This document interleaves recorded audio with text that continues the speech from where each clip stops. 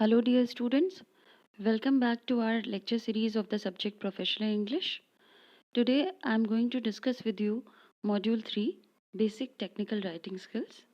And this is the first lecture of this module, so we would be covering the following topics: Introduction, Forms of Written Correspondence, and we'll talk about business letters, the principles and features, layouts, and we'll discuss sales letter and purchase letter because that is prescribed in your syllabus. So, first, we should understand what is business correspondence. When we say business correspondence, correspondence means the written communication, and when it is done for the purpose of a business, that is business correspondence. Business is any organization that where people work for selling and buying of products and services. So it refers to all modes of written communication.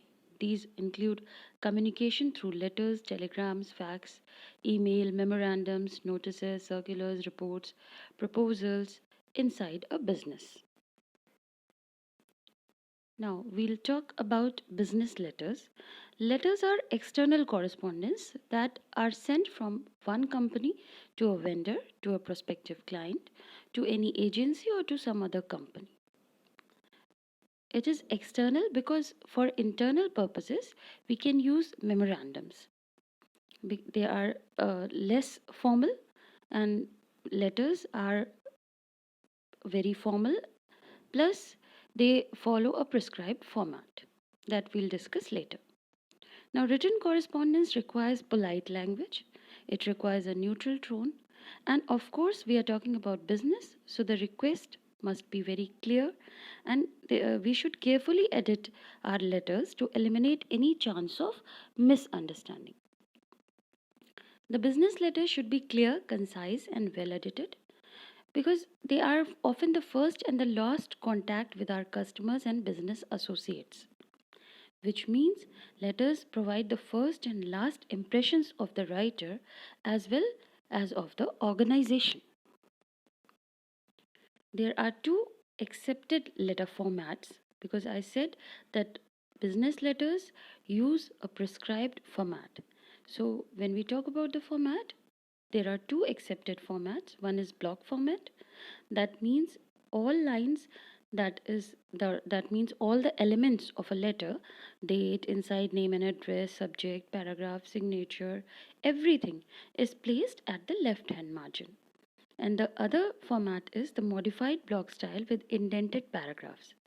Here, the date, subject statement, the complementary clause, signature, and designation are put at the center of the page, and the remaining elements are put at the left hand side. Next, we'll talk about the types of messages that are being conveyed with the help of a business letter. There are four different types of messages: general message, positive news, bad news, and negative message. When we talk about a general message, this is any message that is being conveyed. We have to formulate it very clearly, and this can be a very routine message. That is why it is known as a general message. It can be anything from a apology message to a congratulatory message, anything. So it involves daily matters of operating business also. Here we can take the example of changing the office hours or the timing of the company organization. So that is a general message. So the audience are neutral and it is very easy to prepare. And of course, we use direct approach for conveying a general message. The next message is the positive news. Now, positive news is mainly written to reassure or convey constructive information. It portrays the positive aspect of an issue and it helps in playing down the negative elements. Such communication helps develop a good relationship between the sender and the recipient. So we have to follow certain guidelines because it always is positive. It makes the other person happy. So audience are pleased to hear from you. It conveys good news, for example, announcements, and it also uses the direct approach. What we have to do when we are organizing a positive news, we have to summarize the main points of the news. We have to provide details, clarification, and background, and we have to highlight the benefits. Of course, we have to be courteous and use goodwill ending while providing a positive news. Next, we'll talk about the bad news. Bad news is inevitable, but we all try to avoid breaking bad news. Since it must be done, a few things one can do to lighten the effect are begin, we can begin a negative message with a buffer statement. And then we can state the bad news along with proof and always conclude on an upbeat and positive note. It may be including a possible solution to the situation, a neutral opening followed by a brief reminder of the positive aspects of the relationship in the past might constitute an encouraging beginning. Then address the bad experiences and the problems, the possible reasons, if appropriate, and by expressing desire to continue the good relationship. Right? So we have to use indirect approach when we are conveying a bad news. Next is the negative message. It is never too difficult to deliver positive or neutral message, but a negative message needs to be considered well and worded carefully. The sooner it is delivered, the better. It is a difficult task though. So one may have to adopt a direct or an indirect approach depending on the situation. For example, if a researcher has applied for funds for a project to an agency and the agency is not granting the fund, the agency is expected to inform the candidate about the same at the earliest and in clear words. So, because it is going to deliver a bad news, for example, a job loss, so we have to convey it directly, and the sooner the better, because it will disappoint the audience. We can use the following points when we are drafting a negative message. We can approach the issue directly rather than covering up. Be gentle in delivering the message. Provide adequate reasons without sounding apologetic. Conclude on a positive note. Be sincere in your approach when you are giving a negative message and allow the recipient an opportunity to express their views. Right? So, next, we'll talk about the elements of the business letters. When we are talking about business letters, so what are the elements that we are going to use in a business letter?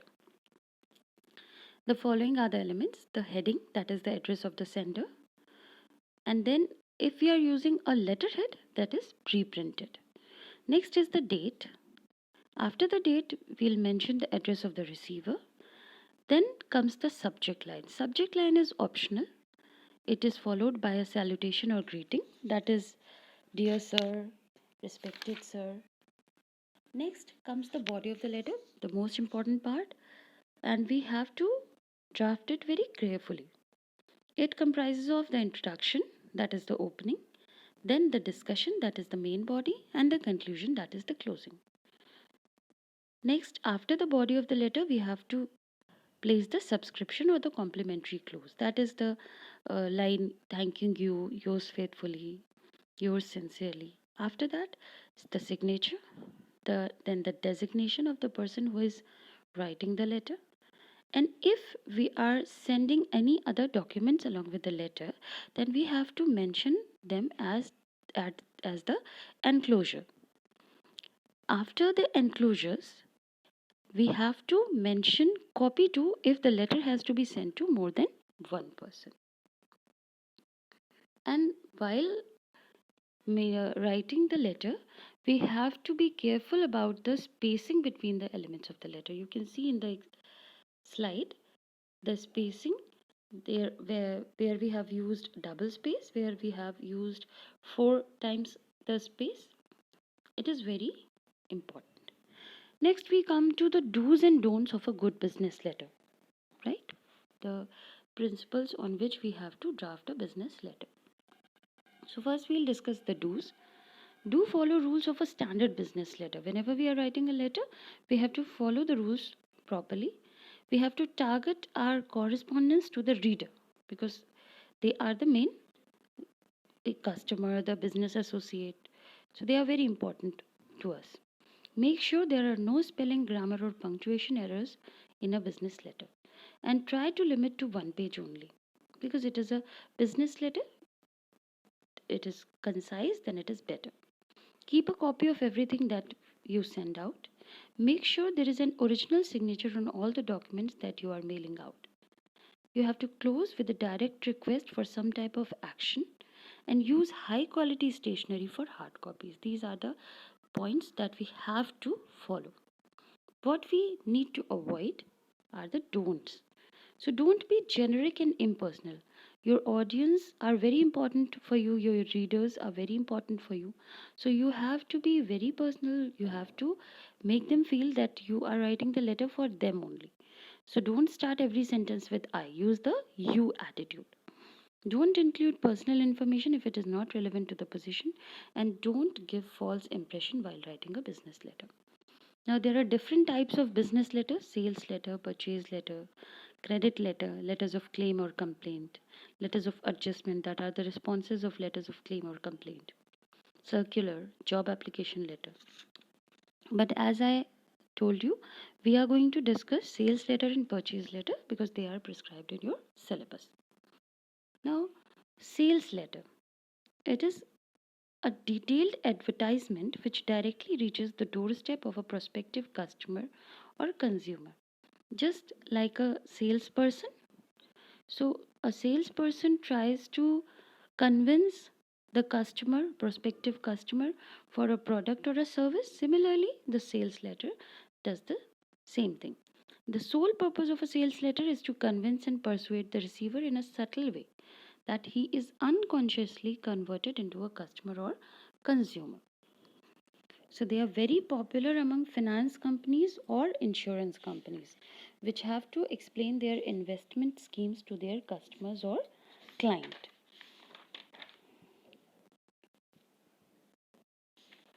When we are writing the sales letter, it has the following objectives. GATE. G means gaining the attention of the reader by some question or by an anecdote, some in fact, we can just gain the attention of the reader. And we are trying to convert the reader in a potential prospective customer. Then we have to arouse the interest and desire in them. Next, we need to tactfully convince the readers for the quality of product or service. And finally, we have to ensure action through motivation. So, when we are writing the sales letter for a product, we must be aware of the following details, that is, the appearance, the working, the price of the product, the mode of delivery, manufacturing, packaging, and discount offers. If we are talking about a service, like if we are talking about an organization that is offering consultancy, we must try to focus on the people involved, the duration, the details of jobs undertaken, the changes, and the terms and conditions. Then only we'll be able to write a good sales letter. We'll take the example of a good sales letter. This is the sample sales letter one. I'll just read out the introduction part. This is a letter from document makers. Are you having trouble getting your important documents formatted correctly? If you are like most business owners, you have trouble finding the time to economically produce good looking documents. This is why it is important to have a specialist take care for most important documents. Now you can see it is focusing on the problem of the reader. Then only the customer, the reader will be converted into a potential customer, because we are always impressed if someone is giving solution to our problems, right? So then we'll come in the next paragraph. They'll tell about their qualities. At document makers, we have the skills and experience to come in and help you make the best possible impression. May we stop by and offer you a free estimate of how much it would cost to get your documents looking great? So they are now offering them, giving them some offers also. If so, give us a call at and set up an appointment with one of your friendly operators. So ensuring action through motivation. You can see they are following the proper objectives. This is another sample sales letter. Here the company's name and everything is blank. You can use it. So here they are telling we at this company offer web-based business development as well as marketing services. Why would you go to different service providers for building your website when you can get the whole package under one name? Again, you can see they are focusing on the problem of the reader. So this is the way we can write a sales letter. Next, we'll talk about the purchase letter. Now, purchase letter is a request for something to be made, supplied, or served. Like sales letter was written to sell out something, and a purchase letter is written to order for something. So it is placed by the company's purchase department for business purpose. This letter basically contains the articles which are to be acquired. So it's decided price and the total quantity. So it can include a table whenever we are writing a purchase letter. That would be better. The letter includes the delivery date, address, and other necessary credentials. This is the first sample purchase letter. You can see it has a table and it starts with thank you for your quotation and the price list. We are glad to place our first order with you for the following items. So you can see the serial number, the description, the quantity, the weight if it is needed, the unit price and the amount, and then the total amount. The above goods are required immediately as our stock is about to exhaust very soon. We request you to send the goods through your motor van as the carriage inward is supposed to be borne by you. So this is the way. Another sample of purchase letter is also here. Here you can mention the company's name. We haven't mentioned. We would like to order the following office supplies from you today. And again, you have to make a list of the items. So this is the way. There are certain key points while writing a purchase letter. You can use a table. It is suggested because that gives a good impression. And you have to mention the delivery date, due date, delivery address, the payment. Please treat this as purchase order number. That is the purchase order number. If you are unable to service this order, you need to inform us immediately at our contact number. You have to mention the contact number. So this is the way of writing a purchase letter. And if you will use these points, you are going to draft a proper, very good purchase letter. So this is all about in this lecture 1 of module 3. I hope that the points are clear to you. You can post your comments in the comment section and you can give your suggestions also. Thank you. Stay indoors, stay safe, and keep learning till the next lecture. Thank you.